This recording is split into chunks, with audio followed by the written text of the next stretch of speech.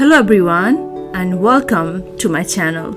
It's me Divya Vatta from Nepal, and I'm currently back to my home country after completing my master's degree in South Korea with the fully funded Korean government scholarship. Right now, to be honest guys, I'm not quite well, but because there were several messages on my inbox regarding this undergraduate degree of Korean government scholarship, so I decided to come up with this video. Recently, the application for GKS undergraduate degree are open, and this degree is also like the graduate degree. It is a fully funded opportunity for international students, and if you are selected for this scholarship program, all your costs are covered, and also additionally you are given a monthly stipend. About this scholarship, all the details are available always in Study in Korea website, which is the official website for this scholarship. And under this website we go to Ki Chang-ha-keum, which is the scholarship, and then we get this GKS notice here, and for 2024 this is for the undergraduate degree. So we click here, undergraduate degree, we click this notice, and then after clicking this we see a list here, the detail with the list of documents. So this scholarship for 2024, it aims to invite around 176 international students under university track and 86 international students under the embassy track. And also it has a UIC program, which is the university track, where it aims to invite 60 scholars. And it has two tracks, like the GKS version, where the applicants can either apply to Korean embassy where they hold the citizenship, which is the embassy track, or directly to one of the designated university, which is the university track. And please contact the first round of selection organization, whether your embassy or the university of your choice, to get detailed information regarding the application submission, such as application deadlines, required documents, interview, etc. Application submission deadline also may differ according to university and embassy that conducts the first round of selection. And here are some of the list of the documents that you will need. So first, you need to download the guidelines, which is in English. So you download it and just have a look at it first. So the document is being downloaded here, so we can check at it. And then this is the guideline for 2024 undergraduate degree. So everything it seems like the previous one. So if there are some changes, then we will have a look at it. So for the university taking part in this program, like there are type A and type B, and also like 86 scholars will be selected for these universities. This is the embassy track. So also it has these are the countries taking part in this program. So there are a total of 79 countries, I think so. So they are taking part. Can you see your country here? So if you can see your country here, you can apply. Also the university track. So for the university track, particularly for this undergraduate degree, only these universities are eligible, and also these majors. So it's basically for natural science, artificial intelligence, computer science, and related fields. So you can apply accordingly. So each university have seat here. There the embassy used to have seat, and here the universities have the seats. Also regional university program is there, where 86 scholars from 72 countries will be selected. You can also see Nepal here, so guys, apply. And also associate degree program also has the Nepal here, and like for this region, like Southwest Asia has 4 seats in total. So like looking at it directly, there is only 1 seat for the embassy track, but there are like associate degree program, regional quotas, and also the university track. While looking at this, there are around 5-6 seats for Nepal's case, and also there are many hidden seats for other countries. So have a look at it minutely, read the guideline clearly, and you will be like aware about the real number of seats available. So this is about the quotas, and here is the eligibility criteria. So look at this criteria. well, like every year this criteria is almost same, so if there is only something new I will highlight it. Okay, last year it was different, but this year they again have kept this here. Applicant who submit their provisional graduation certificate will be considered as applicants who are expected to graduate. So last time you could not apply with this expected graduation certificate, but now you can again apply with the expected graduation certificate. Good news. And for the grades, like if it's a percentage system, 80% is the minimum. Similarly, if you don't have 80%, but if you are among the top 20% student of your class, you still have a chance. Similarly, if you have the grade scale like the out of 4, your minimum requirement is 2.64. If it's out of 4.3, it has to be 2.80. Similarly, if it's the scale of 4.5, it has to be 2.91. Similarly, if it's the scale of 5, it has to be 3.23 in the minimum requirement. Similarly, if you are applying for the bachelor's degree, means your like the previous degree certificate that you need to submit is for the high school, and yeah, then you will be eligible to apply. So here is one thing in this bold, and this kind of thing with the bold, they are usually some updated guideline. So if you hold a transcript that doesn't have a CGPA or the grades, then you must submit additional document, and like that has to be issued by your institution. For example, if you use the Scholar certificate, you cannot just submit it yourself.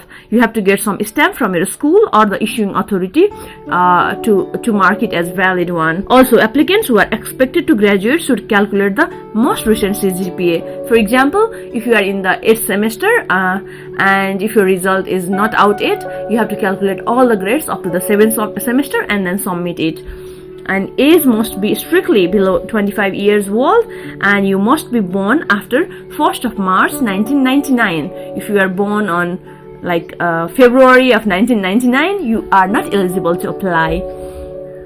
All applicants must have no ground for disqualification like the criminal history or any other issues, and you must be good health both mentally and physically to study in Korea, because you are going away from your hometown, home country.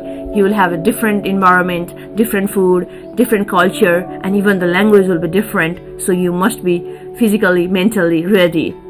There are also some of the restrictions. Who graduated from an online curriculum arranged by Korean University cannot apply. Also, a person who is currently in their final year at a Korean high school or Korean university cannot apply. And also a person who had previously received a scholarship for a degree program from Korean government is not eligible to apply. A previous GKS scholar who are currently in or have completed or graduated from GKS associated degree cannot apply.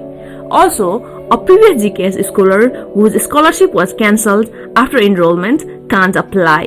And a person who had previously received a scholarship for the degree program from another Korean government agency other than NIIED cannot apply. Here, NIIED is the institution that gives us GKS scholarship. It is founded under Ministry of Education in South Korea. And a previous GKS scholar who has received scholarship from GKS non-degree program from exchange student can apply. Also, cancellation of scholarship means a GKS scholar either withdraws from the program or his or her scholarship was forfeited during their scholarship period. Also, there are also duplicate applicants, like the embassy track applicant who passed the first round of selection, including backup candidate, cannot apply again through university track. Similarly, embassy track applicant must apply to only one program between general program and overseas Korean program. And university track applicant must apply to only one program among UIC, regional university, or the associate degree program. Each applicant must apply to one university and single department. If applicant applied to more than one track, program, or university, his or her application will be disregarded in the evaluation and scholarship will be cancelled if found afterwards. Also, these are the eligibility and like that are set by NIIED, so you need to check it carefully. All GKS scholars should achieve topic level 3 to proceed to their degree program after the 1 year of Korean language. However, some department of the degree university may have additional requirement like topic level 4 for enrollment. Please be mindful that these requirements set by each university and department are different. And if you do not meet this requirement and fail to enroll in the university, your scholarship will be cancelled. Also, please check if any special enrollment period set by each degree program or the university. Scholars whose Korean language program is delayed or run after a leave of absence must check if their degree program is only available to start at a certain period of time. For example, if a specific department or major only allows the student to start their first semester in March, relevant scholar may not enroll in degree program in September. So yeah, you need to check about this carefully. So this is the selection process. So generally, university track is quite shorter compared to the embassy track because in embassy track there will be like more rounds of interviews and selection procedure, but university track will be little bit faster, but the final result announcement will be together in the NIID website, that is Study in Korea. And yeah, this is generally the schedule when the things will happen. For example, now it's the September, the applications are announced, and yeah, the deadline will be almost for the embassy track. It differs according to the embassy. For Nepal's case is October 2, but yeah, a different university and different embassy set their own deadline. So yeah, stick to the university or the embassy that you are applying to. And the final announcement of the scholarship will be made in early January, and your class or the scholarship will commence in the coming March of 2024. So this is how the selection timeline works. It is almost same every year, but only some weeks may differ, but yeah, the most of the thing is same. Similarly, documents to submit is the important thing that you need to take into consideration. So here is the checklist of the documents. So yeah, first you need to fill the application form, write about your personal statement, why Korea, why that university, why that program, what is your motivation, what are you bringing to Korea, and what will your country benefit after you are selected as the scholar for that particular scholarship. You should also mention about your study plan. The study plan has two sections, that is your language study plan and also your degree study plan. So mention it accordingly. One letter of recommendation, you can get it either from your school or from the place you are currently working in. Get a letter, get it stamped, and seal it with the envelope of that particular organization or institution.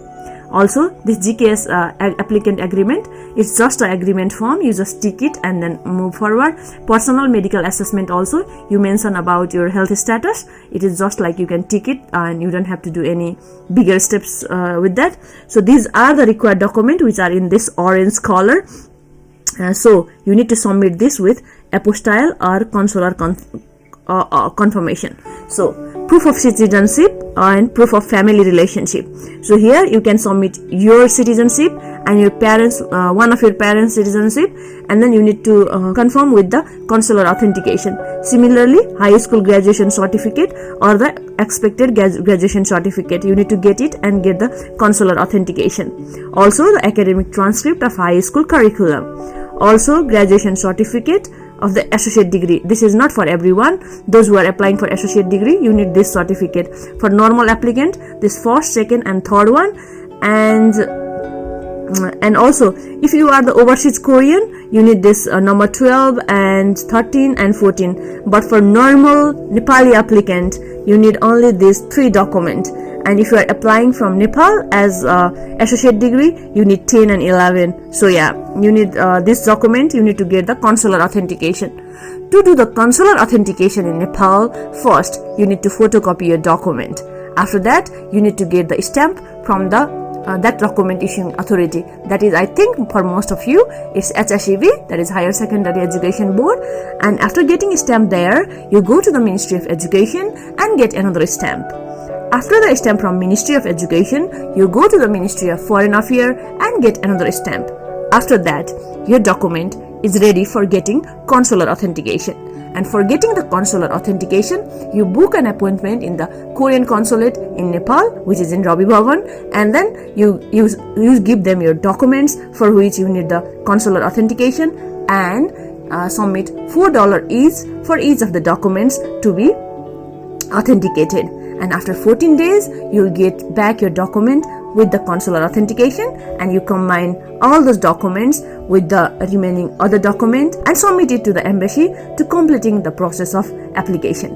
And if you are applying from university track, you combine these documents with the other remaining document and submit it to the respective university of your choice, and mail it to their postal address. There is no online application for this scholarship, so you just send them to the university's address. Similarly, if you have already the topic score and also some awards and certificate, and also already have a passport, you can include this document with your application, so that like for example, having topic or IELTS or TOEFL score can be the plus point for your application. Though these documents are optional, they should definitely add some value to your application. Okay, so this is all for the documents. Similarly, if you are applying for the embassy track, you need to submit 4 copies of your document. And if you are applying for the university track, you need to submit just single copy of all your documents and you are done. Similarly, if your documents are either in English or Korean, that's fine. But if that's not in these 2 languages, you need to convert it into English and then get consular authentication and then submit. So number of documents: embassy track, 1 original document and 3 additional simple photocopies. So this original means the photocopied one with all those stamp and consular authentication, not the real one that you get from your institution. And university track, 1 original document. This original also means that consular authenticated one, not your real original. Okay. And now submission requirement: document must be apostille or consular authentication. And other language, I already mentioned about this. Okay, and if you are already selected for the first round, there will be again more list of documents that you need to submit. So you can read all of these in the application guideline. There is no complex thing. And similarly, now let's look at the application form. Okay, let's look at the application form. The application form is so simple. So you just need to tick whether you are applying via embassy or university, whichever track you are choosing, and then name of the applicants, name of the institution receiving the application. If you are applying via embassy track, you write the name of the embassy of your country. But if you are applying to the university directly, write the name of the university where you are posting your documents to, and name of the applicant, country of citizenship, and here you will tick which of the following document you have already submitted. So these documents in orange color means you need to add additional document.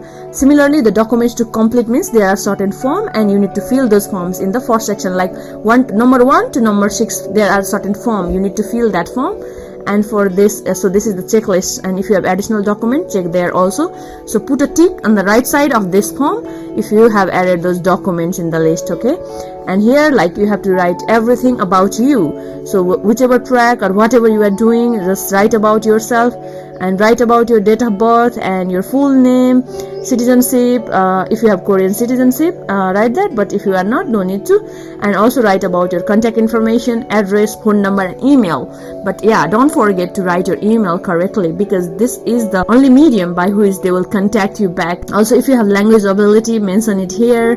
They have given some example as well. And your high school, write detail about your high school. If it's an associate degree, mention the detail about it too. And about the GPA and transcript, also mention it here. They have also given the example itself here in the form.